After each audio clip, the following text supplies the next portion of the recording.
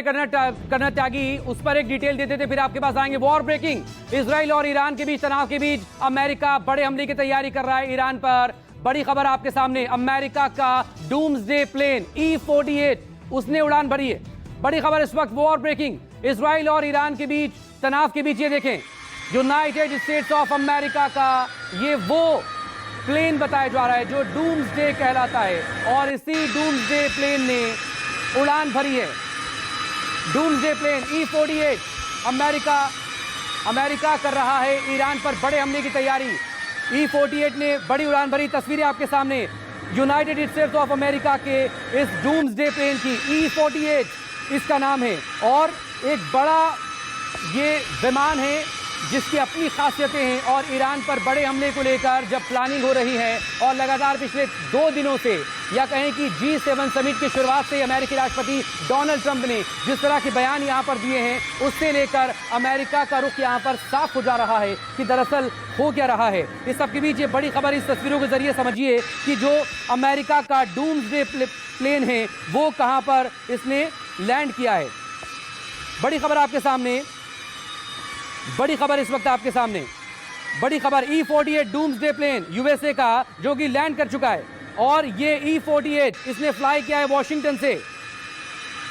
अब इसको लेकर दरअसल तमाम तरह की अटकलें यहां पर लगाई जा रही हैं कि ये आखिर क्या अब ईरान पर बड़े हमले की तैयारी, क्योंकि इससे पहले हमने आपको बड़ी खबर बताई थी जो ब्लूमबर्ग के हवाले से आई थी। ब्लूमबर्ग की तरफ से ये बड़ा दावा किया गया था कि इस हफ्ते के आखिर में अमेरिका बड़ा हमला कर सकता है, अमेरिका अटैक कर सकता है ईरान पर इस हफ्ते के आखिर में। और इस सबके बीच डूम्सडे प्लेन के उड़ान भरने की ये तस्वीरें दरअसल बता रही है कि अमेरिका के मन में इस वक्त क्या चल रहा है। संजीव त्रिवेदी मेरे सहयोगी लगातार मेरे साथ बने हुए, उनसे भी बात करेंगे। पहले आप प्लीज डिटेल दें।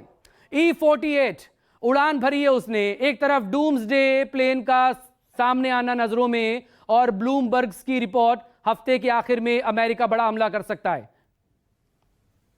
इसमें आप वो भी जोड़ दीजिए कि कल जब आसिम मुनीर और डोनाल्ड ट्रंप के बीच बातचीत हो रही थी ओवल ऑफिस में, तो वहां मौजूद विदेश मंत्री के तौर पर मार्को रूबियो तो थे ही, साथ ही साथ स्टीव विटकॉफ भी थे। और स्टीव विटकॉफ कौन है? ये वो व्यक्ति हैं जो ईरान और अमेरिका के बीच जो बातचीत चल रही थी उसको ओवरसी कर रहे थे, और चाह रहे थे कि कोई समझौता हो जाए। यानी कि स्पष्ट है कि कल की जो बातचीत थी आसिम मुनीर के साथ, वो सिर्फ और सिर्फ ईरान केंद्रित थी, और इसीलिए ईरान से जुड़े हुए तमाम अधिकारी भी वहां पर उस बातचीत में मौजूद थे ओवल ऑफिस में। यानी कि जो तैयारियों का सिलसिला है, जैसा कि ब्लूमबर्ग की रिपोर्ट भी कहती है, और ब्लूमबर्ग की रिपोर्ट बहुत बड़ी बात नहीं कह रही है, इसलिए क्योंकि सबको पता था कि ये तैयारी अमेरिका उनके बयानों से राष्ट्रपति ट्रंप के साथ भी हो रहा था। लेकिन साथ ही साथ अब ये डूम्सडे प्लेन नाम से ही स्पष्ट हो जाता है कि ये किस मंशा से, किस तरह का प्लेन है जो कि मिडल ईस्ट की तरफ आ रहा है। और इसका मतलब है कि एक बड़ी घेरेबंदी हो रही है। इजराइल की तरफ से ये कहा गया है IDF के द्वारा कि जितने भी स्ट्रेटेजिक लोकेशंस हैं इस वक्त ईरान में, उनकी एक फहरिस्त उन्होंने बनाई थी। उन सभी को खत्म करने में उन्हें 1 सप्ताह का वक्त लगेगा। और उस 1 सप्ताह के बारे में ट्रंप खुद कहा था कि देखिए 1 सप्ताह बड़ा क्रूशियल है। ये 1 सप्ताह है क्या, इस बारे में विचार करने के लिए बहुत से रणनीतिकार जो ईरान के हैं वो तैयार है, और इसीलिए उन्होंने अग्रेसिव तरीके से उस 1 सप्ताह को मीट करने की तैयारी शुरू कर दी है। आखिर में आपको बताना चाहेंगे कि जो पार्चीन आप देख रहे हैं न्यूक्लियर साइट, इसके ऊपर हमला किया जाना उनके लिस्ट में था। इसके पहले उन्होंने इस्फहान के ऊपर और नातांज के ऊपर हमला कर दिया है, और अब बचता है फोर्डो, और फोर्डो को लेकर बड़ी तैयारी है।